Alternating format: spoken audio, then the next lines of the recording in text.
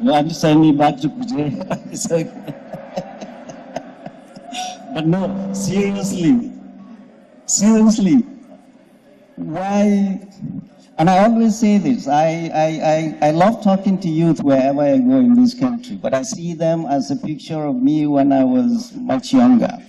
And I tell them, ladies and gentlemen, the state that Nigeria is in today, we bore the pregnancy and gave birth to what Nigeria is today. All of us. And in psychiatry, there's this thing you call insight. If a person has a psychiatric problem and he says, he agrees he has a psychiatric problem, his prognosis is much better than a person who is in denial. So we have to accept we bore the pregnancy and gave birth to the mess that Nigeria is today. All of us. Why am I in this? People say there is an old pathologist, German pathologist, that said medicine is a social science. But politics is medicine on a larger scale. All we are seeing in hospitals, we see the sufferings of our people every day. Every day. We see hunger, we see death, we see inequity, and we're here in Abuja talking the Abuja talk. I go back home and I sit down in front of our Dekali and say, what has changed in the 65 years of my life, in the lives of our people? How much? The 5 commonest killers of children in the tropics are 5. Malaria, diarrheal diseases, pneumonia, malnutrition, and vaccine-preventable diseases. None of this require a doctor. All of these are social problems. All of them. All of them. So we went to America, we copied. We came here and pasted. There is a saying, if you do not know how to paste, do not copy. Is this for us? And how are we going to domesticate it to our resources and to our people? We are here because we love this country and we love it more than life itself. This country has given us more than we can ever give back. We, the children of the poor and the children of the rich, line up and got Bulgaria and Zaria.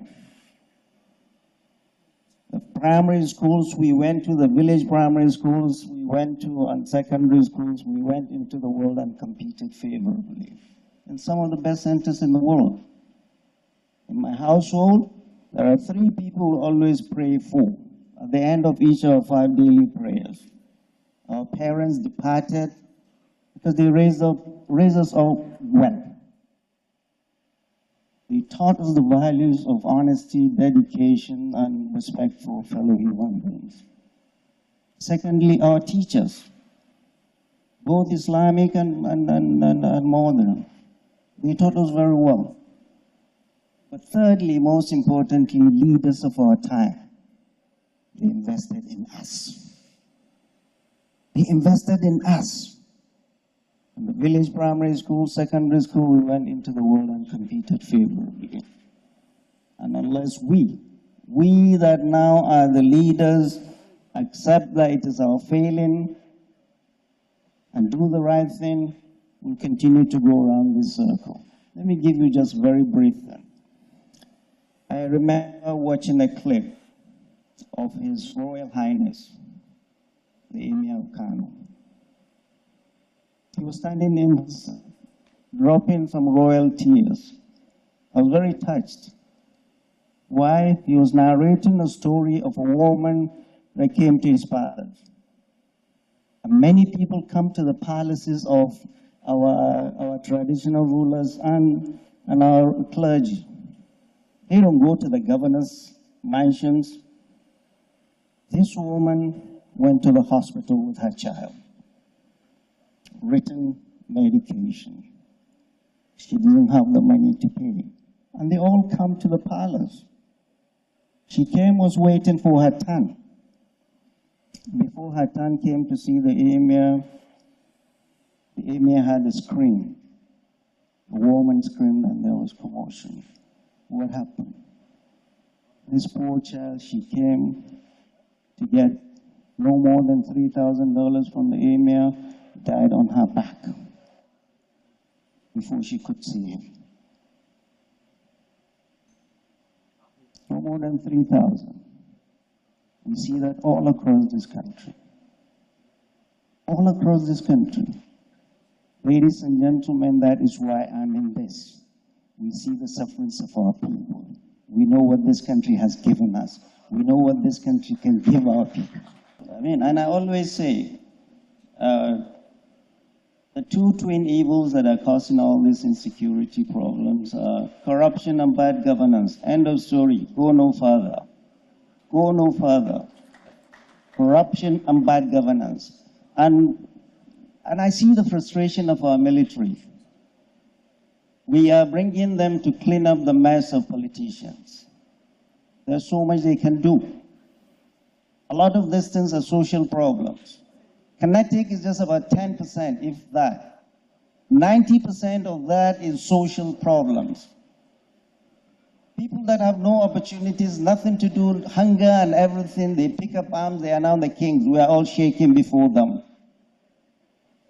If we do not take care of corruption and insecurity and realize 90% of our insecurity are social problems and keep throwing money and resources and body onto the kinetic arm, we will never get there. Seriously. We all grew up in a country that was much poorer than it is today. Much poorer than it was today, than it is today. We didn't have people picking up arms. We are not listening. There was one time I was presenting to military chiefs, and I was saying, I put up a slide, the grievances of bandits, and they say, stop. We all have grievances. I say, good. So this is the problem in this country. You do not listen to the grievances of people until they pick up arms. That's when you listen to their grievances. You may see them as minor and irrelevant to you. You dismiss them. All these bandits we see now they are terrorizing all over the place.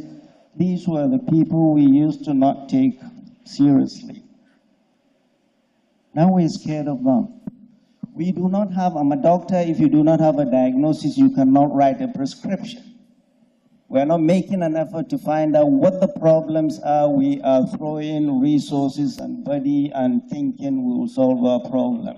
Solve corruption and bad